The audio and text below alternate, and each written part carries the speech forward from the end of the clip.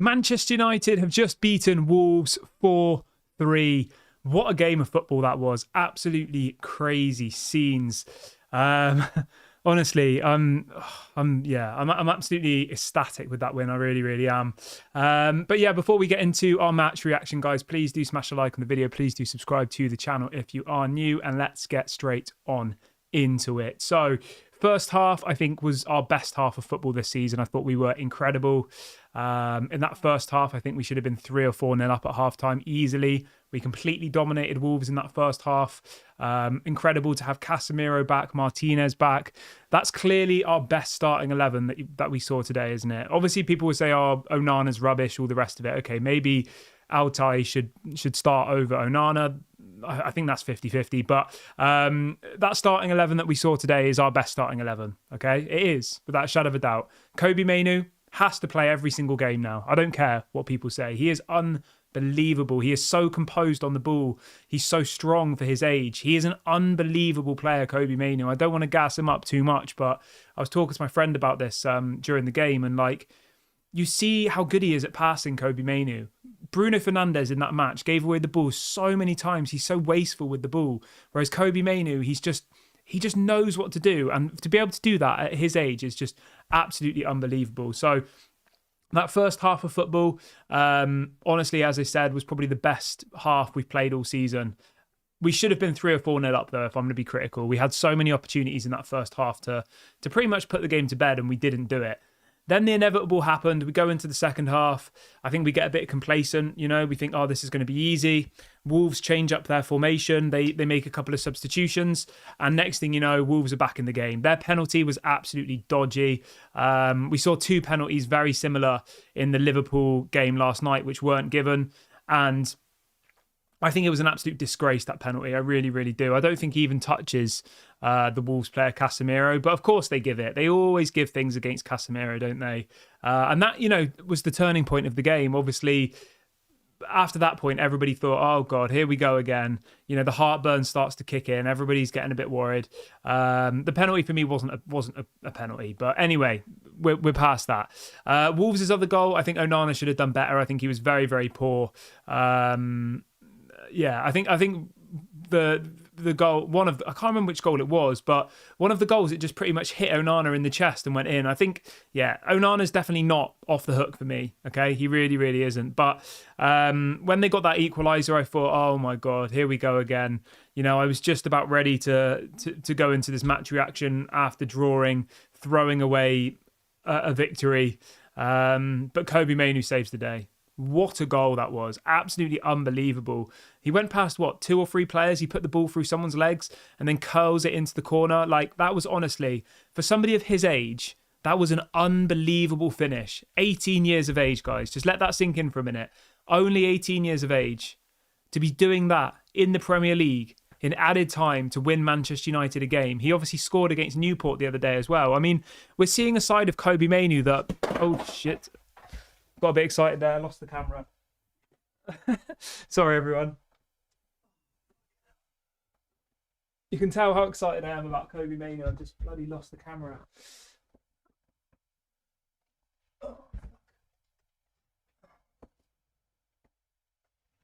Right. I do apologise for that. I'm getting far too excited about Kobbie Mainoo and I lost the camera. Right, I'm back.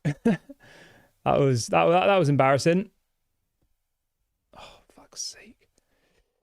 All right, there we go. Kobbie Mainoo. Yeah, unbelievable goal. And to be able to do that at the age of 18, you can see how excited I am. I just pretty much kicked my camera off its stand. And yeah, I'm absolutely buzzing. When that 4th goal went in, I couldn't believe it. I was ready to have thrown away that game. I was ready for us to be, coming into this match reaction, all feeling depressed, all feeling miserable.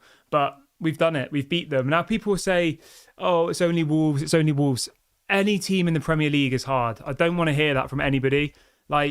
It's not just Wolves. You're playing away from home against a team who, historically, we don't always have the best, I know we beat them last season away from home, but Wolves are not an easy team to beat. They've got good players. They've got a decent manager.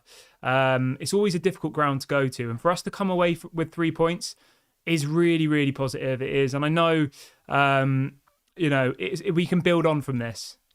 We are now up to 7th place, which I know people will say is not acceptable, but for me, we just need European football this season. I don't want to be in the Conference League, but I would take Europa League at this point because I think, Europa League probably is our level. Let's be honest here, guys. Going into the Champions League, other than the financial benefits of being in the Champions League, we're going to go in that competition and we're not ready for it yet. Whereas Europa League, I think, is something we could genuinely, win next season if we were in that tournament. Whereas Champions League, I think it's way too soon in our development to be, in the Champions League. So we're in 7th place now. We are 8 points off Aston Villa, which sounds like a lot, but when you actually think about it, right? If we were to beat West Ham on the weekend, which I expect us to do, by the way, I expect us to go and beat West Ham on Sunday, I think it is. And Aston Villa plays Sheffield United away from home. Aston Villa's away form is poor. They just lost to Newcastle at home. If we were to beat West Ham and Aston Villa were to lose on the weekend, we'd only be 5 points behind them, which in the grand scheme of things isn't actually that much when you think that we've still got 15 games left of the season. There's still 45 points left to play for.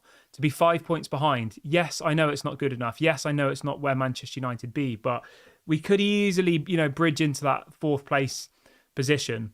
The thing we always have to remember as well, guys, is that 5th place could get Champions League football this season. So we've just got to keep working one game at a time.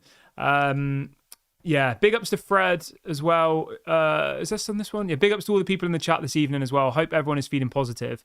Do let me know in the comment section, guys, how you're feeling. I assume everyone's really, really happy with that performance. Let's see what people have to say. Somebody says Ten Hag should have signed a centre-back. It is apparent Martinez is the key.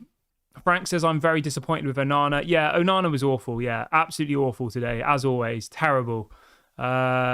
Joseph said, should Onana at least have shown some effort on the equaliser? Yeah, I mean, mate, all of the goals Onana pretty much offered nothing on, didn't he? I mean, the penalty is a little bit harsh, A penalty's a penalty. You can't really complain. But the other 2 goals, Onana didn't even really try, did he?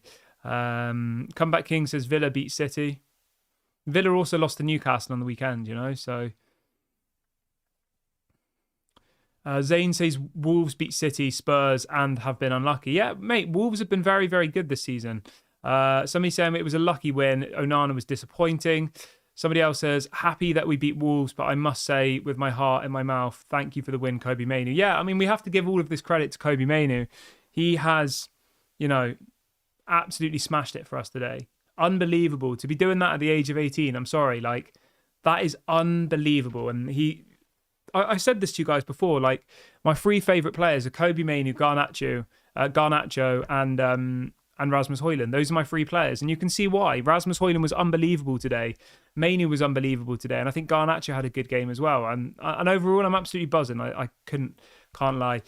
Somebody says Bruno Fernandes couldn't complete a pass for 39 minutes. Yeah, I've got to call it out. I don't want to be negative, but Bruno Fernandes today, his passing was absolutely disgraceful. It was so poor.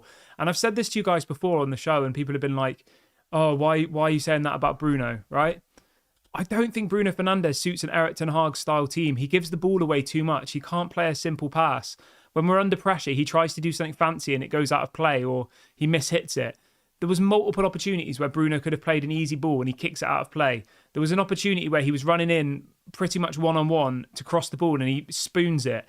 I like Bruno Fernandes. I think he's a good player, but I do still wonder whether in an Erik ten Hag style team where you're trying to, dominate the possession and dominate the play, is Bruno Fernandes the right type of player? Would Bruno Fernandes fit in a Man City side? I don't think he would. Not because he's not good enough, but because he just doesn't suit that style of play. And ultimately, I'm not saying we aspire to be Manchester City, but, Man City play a possession-based football, right? And that's what we want to do. We want to play possession-based dominating football. Michael says, if Man United go on a winning streak, I have a feeling Ten Hag could be on his way out at the end of the season. Weird how players perform when change is around the corner. If Man United go on a winning streak, I have a feeling Ten Hag could be on his way out. Why would Erik ten Hag be on his way out if we were winning matches? I don't really get that. Let me know. Try and expand on what you mean.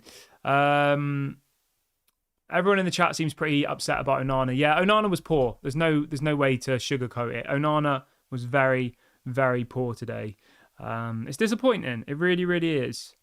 But yeah, I'm going to wrap the video up here, guys. I'm going to go and I'm probably going to go and watch back that Kobe Mainoo goal, to be honest. But I'll be back tomorrow at about 11 a.m. UK time. Have a good night, everybody. Man United have won this game. That is the positive thing. Please smash a like on the video before you go. Please subscribe to the channel if you're new. Have a good night, everybody, and I'll speak to you all later.